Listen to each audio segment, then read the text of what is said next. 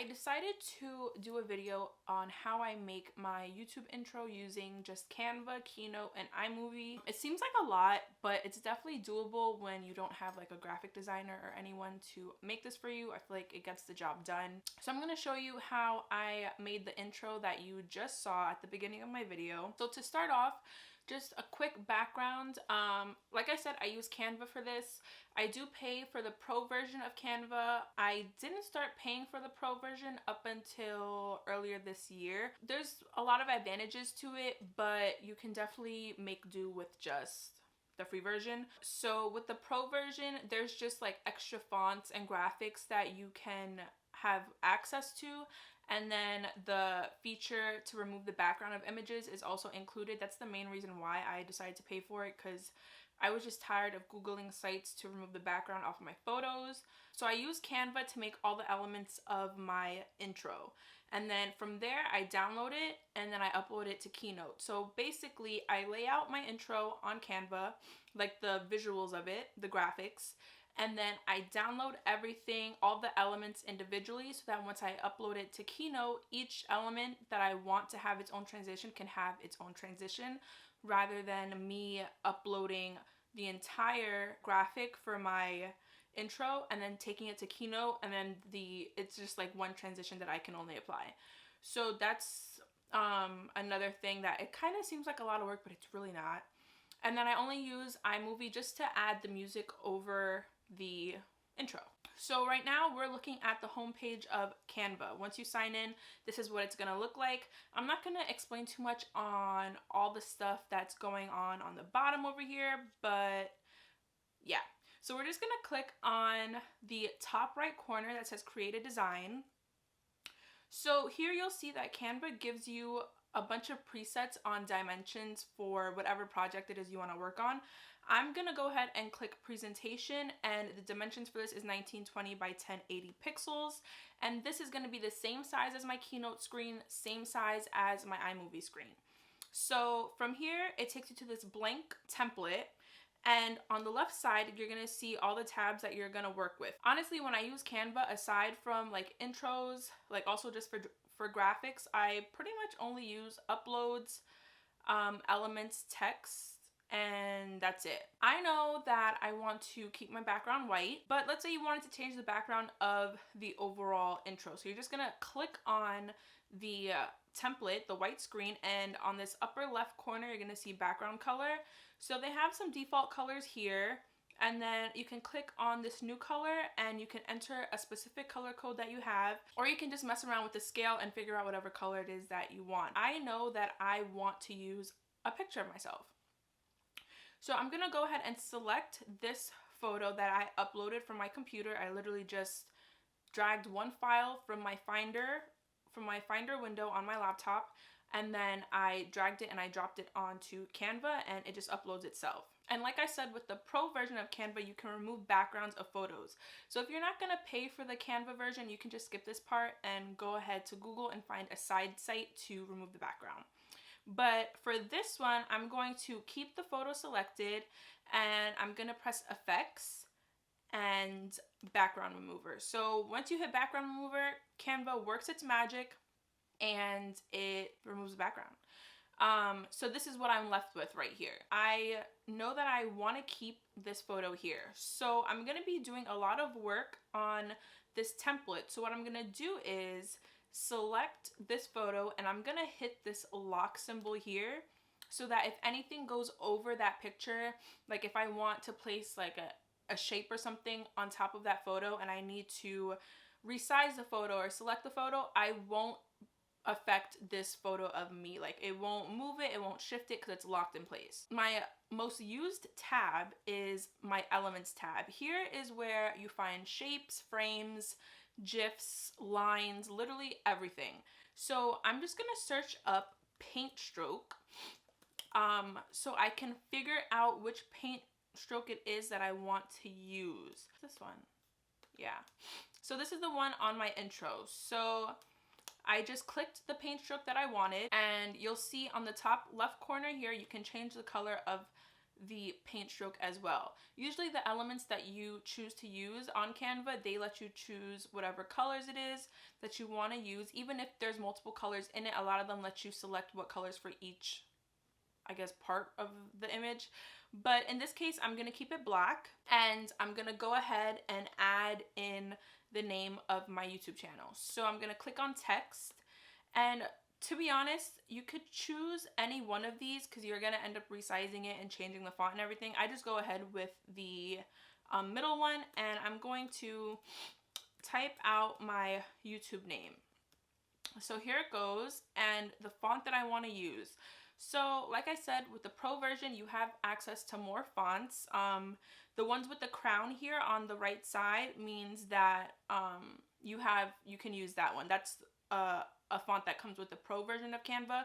But the ones without a crown, you can use with the free version, which is quite a few. It's really not that limited. When you click on the search bar in the text tab, you'll see that they have different categories just to help you figure out what type of font it is that you want to use. And you can even like search an idea of a text that you want to use in your in your project. So I know that the font I want to use is this one, and I'm just gonna go ahead and make the font white so that when I place it over this, I'll be able to see it. I'm just gonna make this bigger and move it down, and I'm gonna drag the text box out because Canva also has the feature that lets you space out your letters and lines. So I want to space out the letters of my YouTube name. So I'm going to click on this icon here, and I'm going to go to letter, and I'm going to drag it until I don't want the letter spaced out anymore. So if this was a text with multiple lines, I would be able to situate how spaced out those lines are, like the space between each line of text. I'm done with my title of my YouTube page. So what I'm going to do is I'm just going to drag and highlight both the paint stroke and my text. And I'm going to do that so I can group it so that if I have to move this text around at all, I don't have to readjust anything. Like, it's grouped together, so as I make it bigger or smaller, it's basically going to stay the same scale. I don't know if that's the right word, but I hope that makes sense. Now I want to include some type of element that's gonna have my social handles and what my channel is gonna be about. And I want to use circles, as you guys saw. So what I'm gonna do is I'm gonna go to elements, and I'm gonna go to shapes and click see all. Like I said, you can search anything in elements, but I already know what I want. So I'm gonna tap on this circle here, just like that, right? And it's black already. If you wanted to change the color, you just go to that upper left corner to change the color of that. And then I'm gonna go to this here because I do have a solid border circle. So that's that. And then the final circle is going to be this. So I'm just going to size that correctly so that it looks good. And I'm gonna make the circle white so I can actually tell what I'm doing. And boom. So that circle is done. That's basically what I want it to look like. So I'm gonna go ahead and select all of those. I'm gonna select all of those circles again, group them so that when I shrink this, nothing really changes except the overall size of the entire element. And I'm also gonna copy and paste it because I know I want two circles having the information that I mentioned. So I'm just gonna make this a little bit smaller because I know I want this one to be bigger. Move that up. All right, so now I need to do the text. Like I said, you can control how spaced out you want the lines. This is multiple lines of text, so I'm gonna do that. I wanna shrink it down a little bit. And you can see that it just brings it in a little bit more. I want to change the font to the font that I have my name in. And then I'm gonna space out the letters.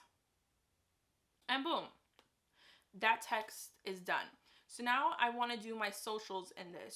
So to do that, I'm gonna actually zoom in, and you can make the template bigger and zoom in on this bottom right percentage right here. And I wanna bring it up to 75.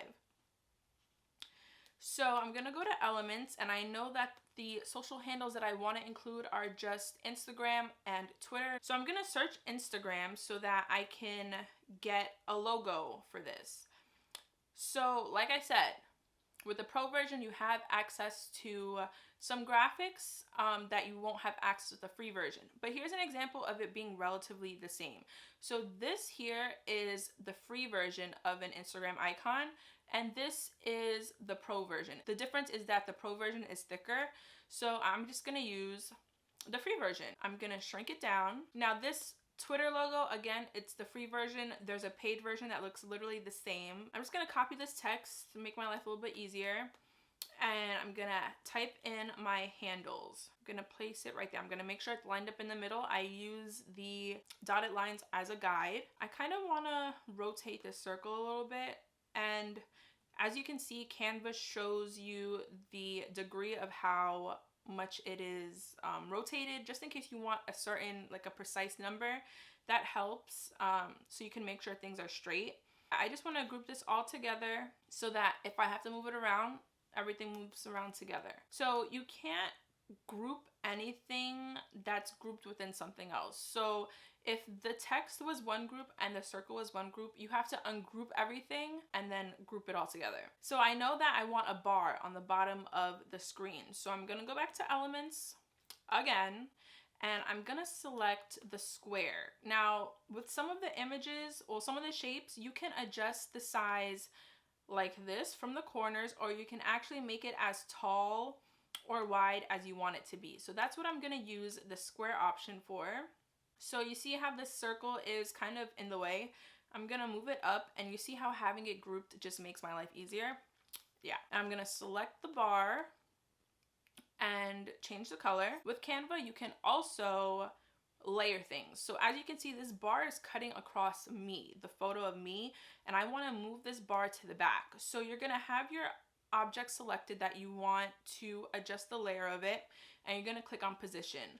So as you can see, there's no option to bring it forward because this bar is on the uppermost layer. So we just want to move it backward, and you're just going to click on backward, and now it's behind the photo. So now I want to add text to this bar right here. Now I want to add like a line next to that text because it looks kind of boring. So I'm going to go to Elements. They have a section for lines. I'm just going to select this first one here. You can play around with it and see what other lines they have, but I just wanted a solid line, nothing special. And again, you see that it's on top of the photo of me. I'm just gonna send it backward. I'm gonna copy and paste the bar so I can place it on the other side as well. So that's done. So now I just want to group these things together. Let me lock this in place so that I can select this bar without messing anything up. Oh, so grouping it brought it to the front. So I'm just gonna send it backward again. Now's the time where we want to break down each element of this intro and save it on different like screens, I guess. How many elements do I have? 1, 2, 3, 4, 5. Okay, so I'm gonna duplicate this 6 times. I'm not going to touch the first one. In case I need to replace anything, I can just copy and paste it from there. So I'm going to leave that one alone. I'm going to save the first page here and show you what I mean by having the transition elements broken down versus saving the entire screen, because yeah. So just so you know, when you're going to save, in this case, I want to save everything as a PNG, even though I'm not doing a transparent background as of yet, but I just prefer that. And then you get to select which pages you want to save. So I'm not gonna save all these pages because I haven't broken down the elements yet. I'm just gonna save one just for the sake of the example. Keynote, I'm just gonna start a basic white presentation, and I'm going to delete all this. I don't need all that. I don't need all that at all. And then from here, I'm gonna go to document in the top right corner. You're gonna go down to slide size and you're gonna select 16:9. So now when you upload your stuff, it's gonna, you're not gonna have to change the size of anything at all. So I'm gonna take the intro layout that I saved, and I literally just dragged it and dropped it. So this is how it looked on Canva. Dimensions are the same, so it's gonna look the same on Keynote. Now, when I say that I want the elements to have its own transition, if I were to just use the overall intro graphic and I add an effect, it's gonna do it like all in one screen. So let's say I wanted to do drop, right? I'm just gonna press preview just for the sake of the example. You see how the whole thing dropped down? No, I want each thing to have its own transition. I want my own picture. I want the picture to have its own, my name, the circles, and the bar. First, I need to make sure everything is unlocked because I won't be able to delete anything if it's locked. All right, so I know that I want my picture to have its own, so I'm just gonna delete everything except for my picture. Now the next one, I need to make sure everything's unlocked again, because I forgot to unlock it in the original. So I'm gonna delete everything except for the name. And then this one, I'm going to do the circles. Here now, I have all my elements broken down, and I need to save everything as a PNG. So I'm saving it as a PNG so that I can check off the option to have a transparent background. So I'm gonna click the download icon up here in the top right, and for file type, I'm gonna go to PNG. I'm gonna select transparent background, and then on select pages, I'm gonna make sure I don't check off page 1, just because I don't need page 1. So here we go. I'm gonna start with a photo of me. I just dragged it and dropped it. Now my build-in effect, I know that I wanna use the anvil one, which is this one.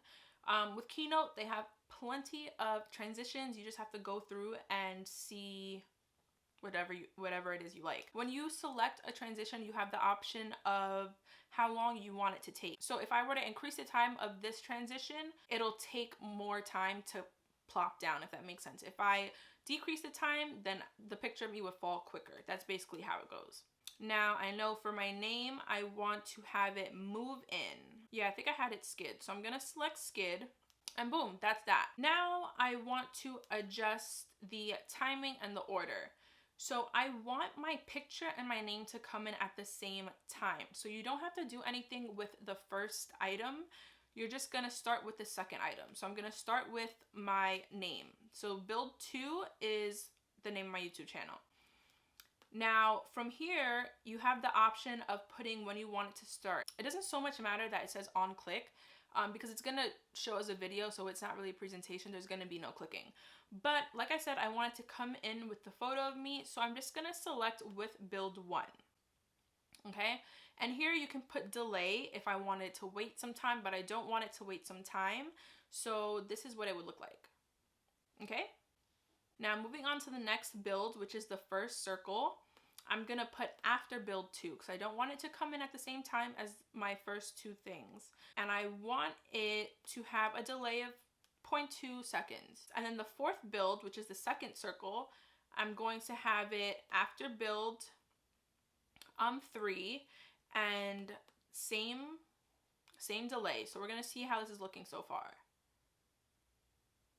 See, just like that.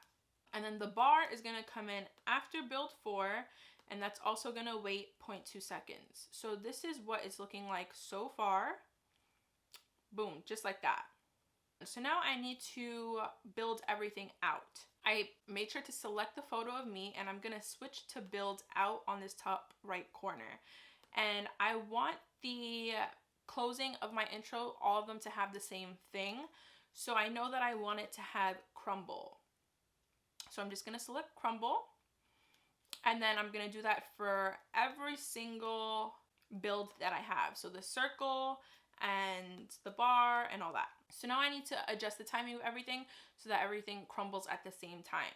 Now I want my viewers to just have time to read what's on the intro. So I'm gonna start with build 6, which is where my building out begins. I'm gonna select after build 5, but I'm gonna put the delay at 1.75 or so. So let's see when that'll start.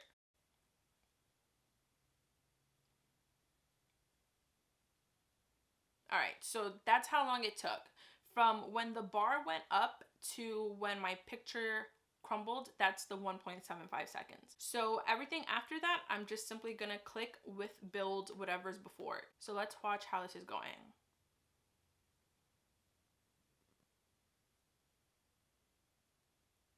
And that's it. So now I'm done with Keynote. All I need to do is export this so that I can take it to iMovie. So I'm going to go to File, Export to, and then I'm going to select the movie option. So I don't have to touch anything on this screen. I'm just going to change the resolution to 1080p and then select Next. And I'm going to go to iMovie, going to create a new movie. And from there, I'm going to just drag in the intro I just made. Now with Keynote, it does add like some extra fluff in the beginning and end, like all this white screen space. So I'm just gonna trim this down. Now I'm gonna go and find my song and I'm gonna drag it in. I'm gonna place it in the music bar. Now I know that the music's gonna be too loud as it is, so I'm just gonna keep my music selected and go to the volume button up here. Drag down volume so that it's not too loud. And the part that I want, I think, is like right here. So I'm hovering over this little dot right here, and this controls the fading in and fading out of the music. So I want it to fade in when it's first starting so that it's not like such a harsh start, and then I want it to fade out so that once my video starts, it's not like too harsh and it's not like an abrupt ending. So then from there, I'm done with that. And I'm going to select File from the share button in the top right corner, and I make sure resolution's 1080p. I make sure the quality is custom, and I drag it manually to the max quality it can reach. And then for compress, I'm just gonna select better quality. Honestly, don't know if it makes a difference, but whatever. And then I'm gonna select next. I'm gonna save it. That's it. That's how I do it with Canva, Keynote, and iMovie. It's really not that bad. I hope I made it easy to follow. And yeah, I'll see you in the next video.